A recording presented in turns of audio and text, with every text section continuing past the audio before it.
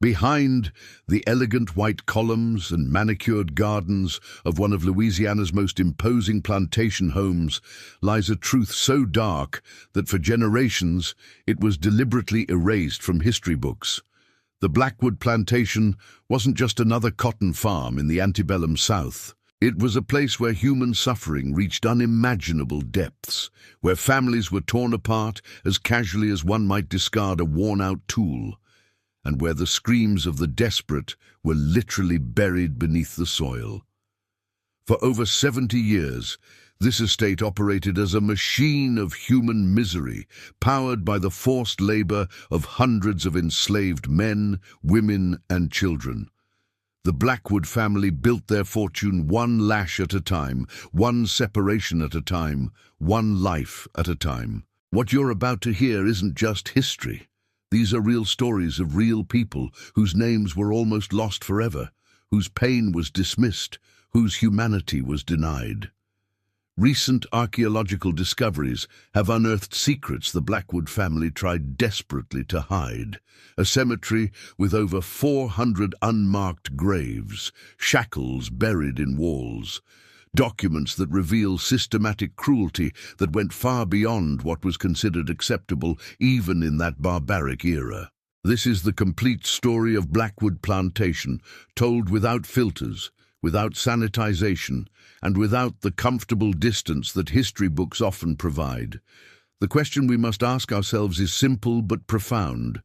Are we brave enough to face the truth about our past? Let us know in the comments what you think about preserving these painful histories. In 1789, when George Washington took his oath as the first President of the United States, a British merchant named Edmund Blackwood purchased 8,000 acres of prime Louisiana land along the Mississippi River. He paid $12,000, a fortune at the time, but Edmund knew exactly what he was buying. This wasn't just land. It was the foundation of an empire that would be built on human bondage. Edmund Blackwood arrived in Louisiana with specific plans. He had studied the most profitable plantations in the Caribbean and had determined that cotton would make him wealthy beyond measure. But cotton required something that Edmund had no intention of paying for honestly: labor. Massive amounts of backbreaking labor under the scorching Louisiana sun. The construction of the main house began in 1790. Edmund hired the finest architects from New Orleans to design a mansion that would announce his arrival into Southern aristocracy. The result was breathtaking and grotesque in equal measure. Massive white columns, 20 feet tall, supported a wraparound porch that offered shade and cool breezes to the Blackwood family. The mansion featured 12-foot ceilings, hand-carved mahogany staircases, crystal chandeliers imported from France, and windows that stretched from floor to ceiling to capture every breath of air. But while skilled craftsmen built this monument to wealth and privilege, Edmund was simultaneously constructing something else. A quarter-mile behind the main house, hidden by a grove of live oak trees draped in Spanish moss, Edmund erected the slave quarters, 20 crude wooden structures, each measuring just 16 by 20 feet, designed to house up to 10 people. No windows, dirt floors, roofs that leaked with every rain. These buildings were never meant to shelter human beings with dignity. They were designed with one purpose: to warehouse the labor force as cheaply as possible. Edmund's first acquisition of enslaved people occurred in 1791. He traveled to a Charleston auction house and purchased 43 men, women, and children. The records that survive show that he paid an average of $300 per person, treating human beings as livestock, inspecting teeth, muscles, and skin before making his selections. Among those first 43 were a woman named Celia, age 26, and her 2 children, ages 4 and 6, a man named James, a skilled blacksmith, and a teenager named Samuel, who would later become significant to our story, though not this Samuel, but rather his grandson, who would bear the same name. The cotton fields of Blackwood Plantation were divided into sections, each monitored by overseers who reported directly to Edmund. The work schedule was brutal, even by the standards of that era. Enslaved workers were roused before dawn, often at 4:30 in the morning, and worked until the sun set, typically around 8 or 9 in the evening during harvest season. Every person over the age of 10 was expected to pick a minimum of 200 pounds of cotton per day. Those who failed to meet this quota were punished. Edmund Blackwood kept meticulous records, not out of humanitarian concern, but out of cold business calculation. His ledgers, now preserved in the Louisiana State Archives, reveal the mindset of a man who saw human beings as nothing more than units of production. On July 14, 1794, he wrote, "Purchased female, age 19, strong build, good teeth. Investment, $280.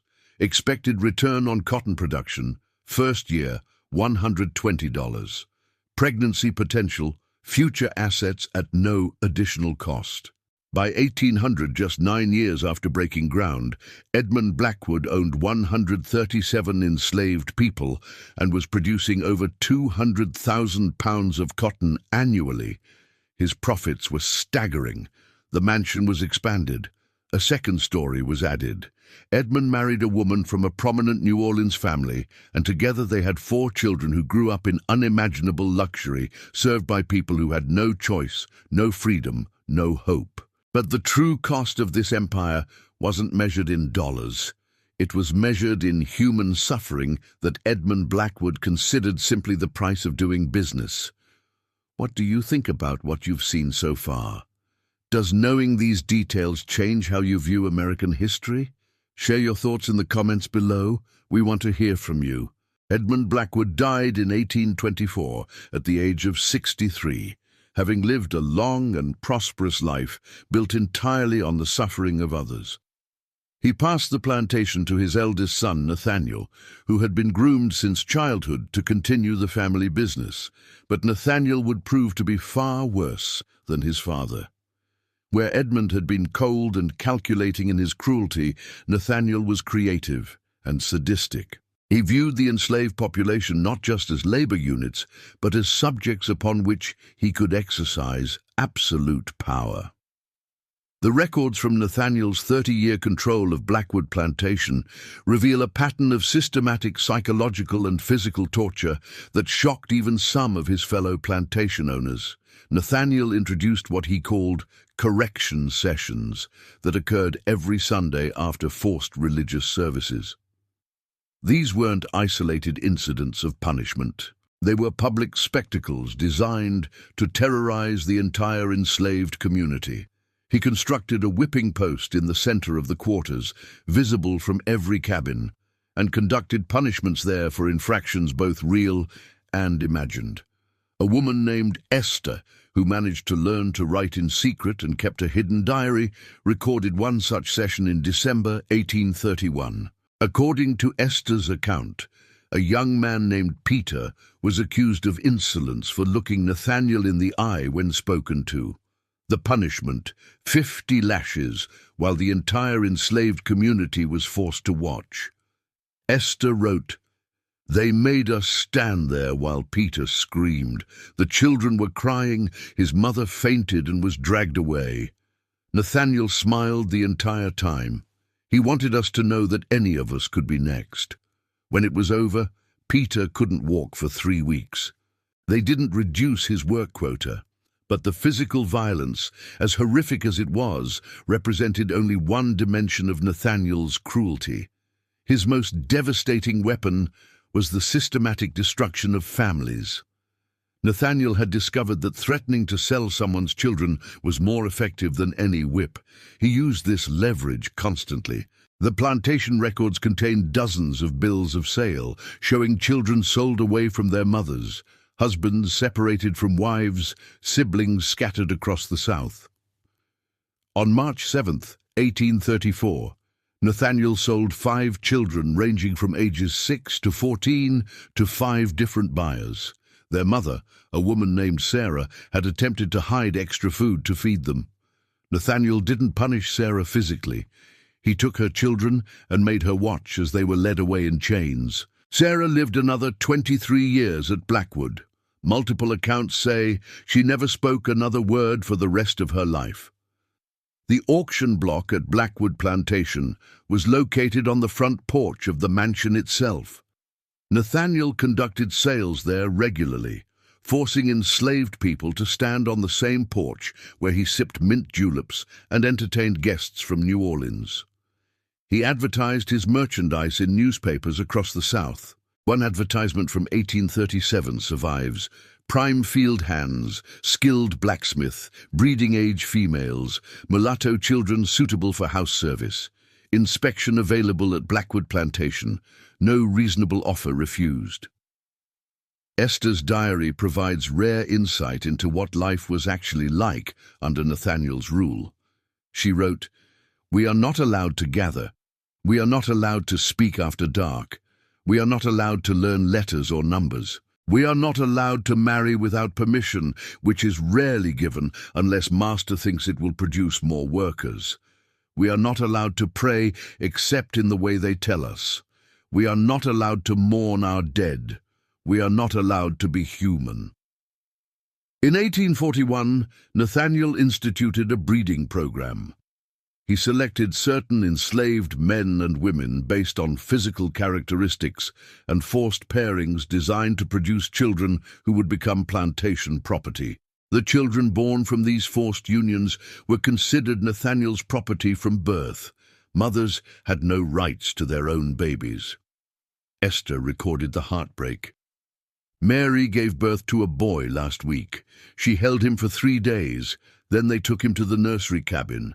She's allowed to feed him twice a day, but only if her work is done. Yesterday she was late getting to the fields. They wouldn't let her feed him all day. We could hear her crying while we worked."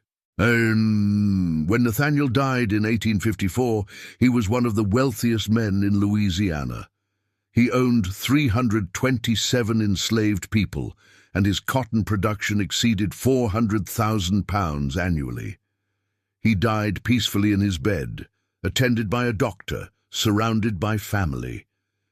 327 people received the news of his death with complicated feelings, hope mixed with fear of what might come next. What came next was Cornelius Blackwood, Nathaniel's eldest son, who inherited the plantation at age 32. Cornelius had been educated at Yale, had traveled to Europe, considered himself a cultured and refined gentleman. But the evil of slavery corrupted even those who claimed enlightenment. Cornelius would oversee the plantation during its final and perhaps darkest decade. We want to take a moment to thank you for staying with us through this difficult but necessary history.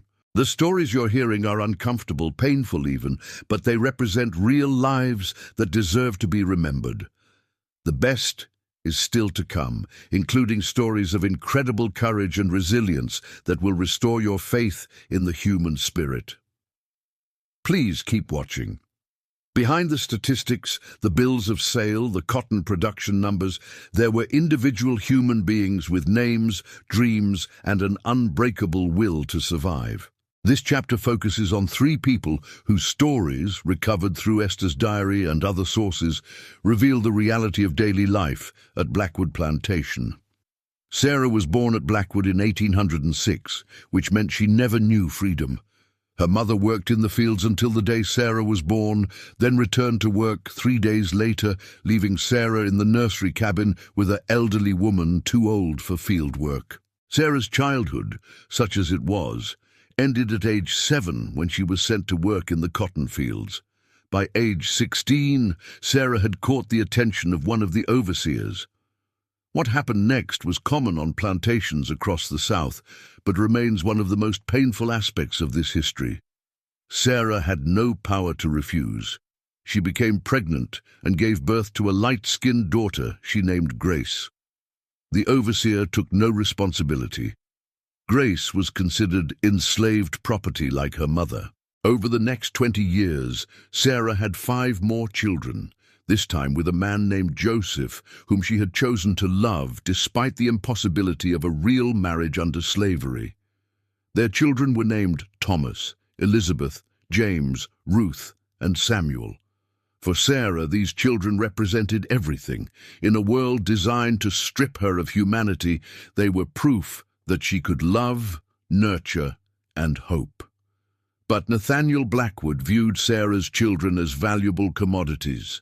As each child reached age 10 and became useful for fieldwork, Nathaniel assessed whether he would make more money keeping them or selling them. One by one, he sold 4 of Sarah's 6 children. Thomas was sold at age 10 to a plantation in Mississippi. Elizabeth at age 12 to a buyer in Alabama. James at age 14 to a cotton broker who planned to resell him in Texas. Ruth at age 11 to a family in New Orleans. Esther recorded Sarah's anguish. Sarah doesn't sleep. She works like someone already dead. She won't eat. When they took Ruth last month, Sarah tried to run after the wagon. They stopped her. She collapsed in the road. I thought her heart would stop. They made her get up and return to work. She picked cotton with tears streaming down her face for 3 days straight. Never made a sound, just tears. Sarah's 2 remaining children, Grace and Samuel, lived in constant fear of being sold. That fear shaped every moment of their existence at Blackwood. Then there was Joshua, who represented a different form of resistance. Joshua was brought to Blackwood in 1838 at age 20, purchased from a plantation in Georgia after his previous owner died. Joshua was a skilled carpenter, which made him valuable. But Joshua had something that frightened his enslavers. He refused to accept his condition. Joshua attempted his first escape in 1839. He made it 40 miles before being captured by slave catchers and returned to Blackwood. The punishment was severe, 100 lashes, administered over 2 days, so Joshua would remain conscious for the entire ordeal. Nathaniel Blackwood wanted Joshua broken, but Joshua was not broken. In 1842, he tried again. This time, he made it nearly to the Mississippi border before being caught. The punishment was worse, branding with Nathaniel's initials on his chest and 6 months in leg irons that he had to wear even while working. The irons cut into his ankles until infection set in. He nearly lost his leg. Most people would have surrendered. Joshua tried a 3rd time in 1846. He was caught within a week. This time, Nathaniel had Joshua whipped until he passed out, then sold his wife and young son to a plantation in Arkansas as additional punishment. Joshua would never see them again. After this, Joshua stopped trying to run. But he found other ways to resist. He worked slowly. He accidentally damaged tools. He taught others to read in secret, passing along knowledge that was forbidden. Esther wrote about Joshua. He tells us that our spirits can't be chained, that even if our bodies aren't free, we can keep our minds free. He says someday, maybe not in our time, but someday all people will be free. I want to believe him. The 3rd person whose story demands telling is Mama Ruth. She wasn't related to Sarah's daughter Ruth, but she earned the Mama because she served as midwife to the entire enslaved community. Mama Ruth had been born in Africa, kidnapped as a child, and survived the Middle Passage. She arrived in Louisiana with knowledge of herbs and healing that she used to help her people survive. Mama Ruth delivered over 200 babies during her time at Blackwood. She brought life into a place of death, but the joy of each birth was always tinged with sorrow because she knew these babies were born into slavery. She knew that at any moment they could be sold away from their mothers.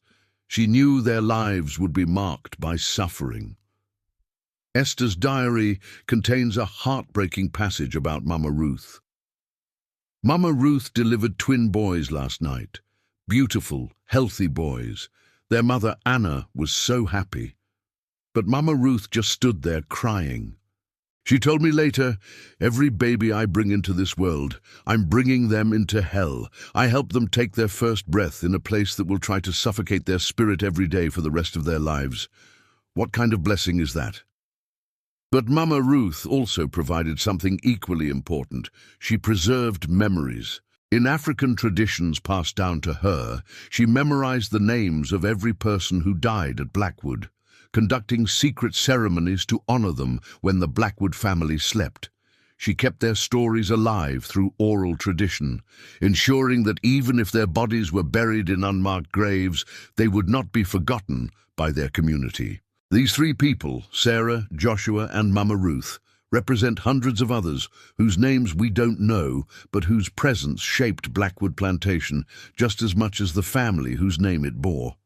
They loved, they resisted, they survived in ways both large and small. Their humanity persisted despite everything designed to crush it. The year 1856 began like any other at Blackwood Plantation. Cotton planting season started in March. The 327 enslaved people rose before dawn, worked until dusk, survived on minimal rations, and endured the constant threat of violence and family separation. But something was different that year. Something was being planned in the secret spaces between official surveillance.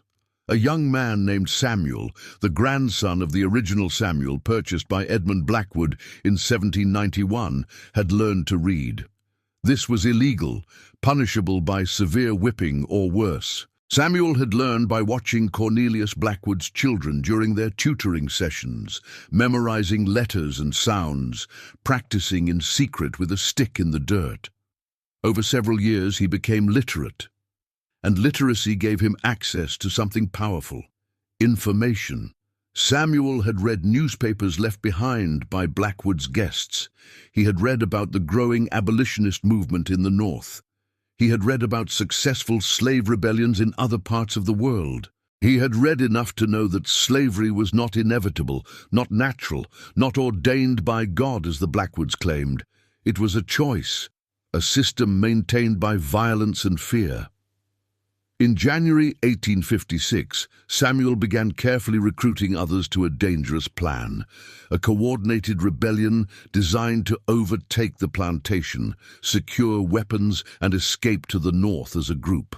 He started with people he trusted absolutely: Joshua, now in his late 30s and still bearing the scars of his previous escape attempts; Sarah's son, also named Samuel in family tradition; a field worker named Marcus, who had lost his entire family to sales; and 8 others who had decided they would rather die fighting than live one more day in bondage. The planning took months. They had to communicate without detection. They developed a system of signals hidden in work songs, passed messages through Mama Ruth, who moved between different areas of the plantation as midwife and healer. They identified where weapons were stored. They mapped routes to the north. They tried to recruit carefully, bringing in only people they believed would stand firm. By August 1856, their number had grown to 23 people committed to the plan. The date was set for September 7th, during the harvest, when everyone would be exhausted and the overseers would be focused on cotton production. The plan was to strike at night, secure the weapons, lock the Blackwood family in the mansion, take horses and supplies, and flee. But slavery survived not just through violence, but through a more insidious weapon: the destruction of trust within the enslaved community itself. A woman named Violet, who had been approached by the conspirators, lived in terror of what would happen if the rebellion failed. She had 3 children. The thought of them being punished for something she knew about, but didn't prevent, tortured her. In fear and desperation, she told an overseer everything she knew. On September 5th, 2 days before the planned rebellion, Cornelius Blackwood struck. At dawn, while people gathered for the morning count before heading to the fields, armed overseers surrounded the group of conspirators. Samuel and the 22 others were seized, chained, and dragged to the center of the slave quarters. What happened over the next 23 days would become known in whispered stories throughout Louisiana as the Blackwood Terror. Cornelius didn't just want to punish the conspirators. He wanted to break the spirit of every enslaved person on the plantation so thoroughly that no one would ever dare consider rebellion again. The 23 conspirators were subjected to public torture. Each day, Cornelius selected different forms of punishment. Whippings that lasted hours, branding, confinement in boxes so small that people couldn't stand or lie down, left in the scorching sun without water, forced to watch as their family members were threatened and beaten. But Cornelius saved his worst punishment for Samuel, the leader. Samuel was whipped daily, 50 lashes each time. Between sessions he was locked in leg irons and forced to work in the fields. His rations were cut to near starvation levels. Cornelius wanted Samuel alive, but barely, as a living example of what happened to those who dreamed of freedom. On the 10th day of the terror, Joshua died from his injuries. His body was left in the center of the quarters for 2 days, as a warning. Mama Ruth was forbidden from performing any ceremony for him. On the 15th day, Marcus died. On the 18th day, 2 more died. The entire enslaved community was forced to witness every moment. Children watched, mothers watched, families watched as their loved ones were systematically destroyed. Esther wrote in her diary, "I cannot bear what I'm seeing, but they make us watch. If we look away, we are punished too." Sarah stands there with tears frozen on her face. Her son is one of the 23. Every day she thinks she'll watch him die. Mama Ruth prays constantly, whispering words I can't hear. I think she's praying for death to come quickly to end their suffering. We all are. By the end of the 23 days, 9 of the conspirators had died from their injuries. The remaining 14, including Samuel, were sold immediately to traders known for purchasing enslaved people for the most brutal work in the Deep South cotton fields and sugar plantations, where life expectancy was measured in months, not years. Cornelius wanted to ensure that these men would suffer until their final breath. The woman who had revealed the plot, Violet, received her promised reward from Cornelius. She was allowed to keep her children with her and given slightly better rations. But she was shunned by the entire enslaved community. Esther wrote, "We don't speak to Violet. We understand her fear. We understand why she did it, but we cannot forgive. She chose survival over solidarity. 23 people paid the price. Now she lives in isolation worse than any punishment Cornelius could inflict." The Blackwood Terror of 1856 crushed the spirit of resistance at the plantation. The remaining enslaved people lived in a state of trauma and fear unlike anything that had come before. The quarters, once filled with whispered conversations and secret songs, fell silent. People worked, ate, slept, and waited for a freedom they could no longer imagine achieving themselves. But history, as Sarah's surviving son would later recount, has a way of delivering justice even when it seems impossible. When Confederate forces fired on Fort Sumter in April 1861, beginning the Civil War, the enslaved people at Blackwood Plantation dared to hope again. News traveled slowly to the remote plantation, filtered through overseers and the Blackwood family, who tried to control information. But hope is difficult to contain once it's ignited. Cornelius Blackwood supported the Confederacy with fervent dedication. He donated money to equip soldiers. He allowed Confederate troops to camp on his land. He believed absolutely that the Southern way of life, built on slavery, would prevail. His entire world depended on it. But as the war dragged on, conditions at Blackwood deteriorated. Many white overseers left to join the Confederate Army. Cornelius struggled to maintain control with a reduced staff. Food became scarce. Cotton prices collapsed. The plantation that had seemed an invincible empire began to crack. By 1863, word of the Emancipation Proclamation reached even isolated plantations in Louisiana. Cornelius tried to hide this information, but it spread anyway. People who had been told their enslavement was natural, permanent, God-ordained, learned that the President of the United States had declared them free. The reality was more complicated. Louisiana was under Union control in some areas but not others, but the principle was established. Slavery could end. When Union troops advanced through Louisiana in 1864, enslaved people at Blackwood faced an agonizing choice. They could try to reach Union lines and claim their freedom, but this meant leaving the only home they'd known, even if that home was a place of suffering. They could wait and hope the Union would come to them, or they could stay out of fear of what Cornelius might do if they tried to leave. Sarah, now nearly 60 years old, made her choice. In October 1864, she walked away from Blackwood Plantation. She had spent 58 years in bondage. 5 of her 6 children had been sold away. She had endured horrors that would destroy most people, but she walked toward Union lines 20 miles away with Mama Ruth, now in her 70s, by her side. They were among the first to leave. Others followed. By December 1864, over 100 people had fled Blackwood. Cornelius sent armed men after some of them, but the Confederacy was collapsing, and he lacked the resources to stop the exodus. His empire was crumbling. On April 9, 1865, General Lee surrendered at Appomattox. The war was over. Slavery in America was over. When news reached Blackwood Plantation several days later, the remaining enslaved people gathered in the quarters. Esther recorded the moment in her diary. "We stood there together, not quite believing. Free. The word felt strange.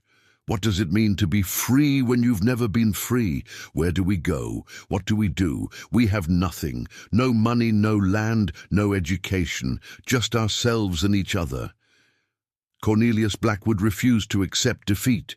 Even after slavery was officially abolished with the ratification of the 13th Amendment in December 1865, he tried to keep his former slaves working through sharecropping arrangements that were barely distinguishable from bondage. Some people, having nowhere else to go and no resources, stayed and worked under these oppressive terms. Others left to search for family members sold away decades earlier, journeys that often ended in heartbreak. The Blackwood family struggled financially after the war. Without free labor, their cotton empire collapsed.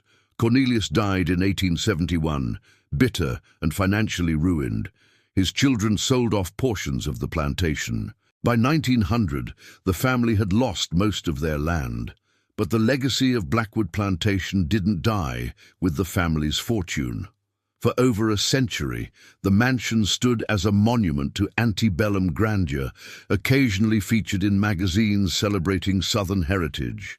The stories of the people who had suffered there were forgotten, dismissed, or deliberately erased. Then in 2003, archaeologists from Louisiana State University began excavating the area where the slave quarters once stood.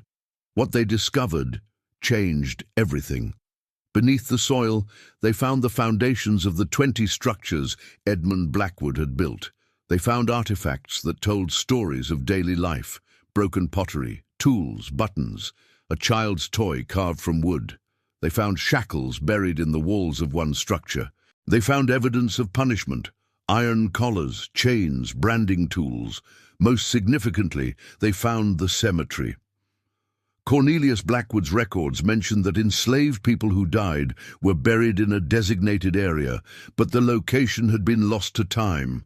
Using ground-penetrating radar, archaeologists identified over 400 graves in an unmarked field near the original quarters. 400 people who lived, worked, suffered, and died at Blackwood, buried without headstones, without ceremonies, their names deliberately forgotten. Additional research uncovered Esther's diary, hidden in a wall of the mansion during a 1950s renovation and rediscovered in 2008. Her words provided first-hand testimony that historians had lacked. Suddenly, the people who had been reduced to statistics in ledgers had voices again. The discovery sparked controversy. Should the Blackwood Mansion be preserved as a historical site? If so, how should it be presented? Some argued for focusing on the architectural significance and the Blackwood family's economic impact. Others insisted that any presentation must center the stories of enslaved people and make clear that the mansion's elegance was built with blood and suffering. Descendants of enslaved people who worked at Blackwood formed an organization to ensure their ancestors' stories would be told truthfully. They fought for a memorial at the cemetery. They demanded that tours of the mansion include the full history, not a sanitized version that made visitors comfortable. Today, Blackwood Plantation operates as a museum and memorial site. Tours include both the mansion and the excavated slave quarters. The cemetery has been consecrated and marked with a monument listing every name that could be recovered from records and Esther's diary. Educational programs teach students about the realities of slavery without euphemisms or minimization, but the controversy continues. Some descendants argue the mansion should be torn down, that it's obscene to preserve a monument to slaveholders. Others believe it should stand as evidence, a place where people must confront the truth of what happened. Some local residents complain that the new interpretation focuses too much on negative history and should celebrate Southern heritage. Survivors of slavery's legacy respond that there is no heritage worth celebrating that requires minimizing the suffering of hundreds of thousands of people. The questions Blackwood Plantation raises are questions America still struggles to answer. How do we remember difficult history? Who gets to tell these stories? Is it enough to acknowledge past wrongs, or does justice require more? What do we owe to the descendants of enslaved people whose labor built this nation's wealth? Sarah survived until 1892, living to age 86. After the war, she spent years searching for her children sold away decades earlier. She found one, her son Samuel, living in Mississippi. The others she never located. She spent her final years in a small house in New Orleans, surrounded by grandchildren and great-grandchildren who were born free. When she died, her family held a ceremony at the Blackwood Cemetery, honoring not just Sarah, but the hundreds buried there. Mama Ruth died in 1878. Until her last day, she continued her tradition of memorizing and reciting the names of those who had died at Blackwood. At her funeral, her daughter recited as many names as she could remember from her mother's teachings. The tradition continues. Every year on Juneteenth, descendants gather at the cemetery and read aloud every name that has been recovered. Esther lived until 1902. She never learned what happened to most of the conspirators sold away after the 1856 rebellion. Her diary was her gift to history, a refusal to let the truth be buried along with the bodies. The Blackwood Plantation stands as evidence that evil prospers when good people look away, when we choose comfort over truth, when we allow the powerful to write history in their own favor. But it also stands as evidence of resilience, resistance, and the unbreakable human spirit. The people who suffered there refused to be erased. Their voices echo across time, demanding that we listen, that we remember, and that we never allow such atrocities to be repeated. So what do you think? Should places like Blackwood Plantation be preserved as memorials to ensure we never forget these atrocities? Or does preserving them honor the wrong people? These are difficult questions with no easy answers, and we want to hear your perspective. Leave your thoughts in the comments below. If this story moved you, challenged you, or taught you something you didn't know, please consider subscribing to our channel. We're committed to telling the stories that history books often leave out, the voices that were silenced but refused to stay silent. Your subscription helps us continue this important work. And before you go, make sure to watch our next recommended video, where we explore another hidden chapter of American history that will change how you understand the past. Thank you for watching, for listening, and for caring enough about truth to sit through a difficult story. These voices matter. These lives mattered, and remembering them is how we ensure that we build a better future.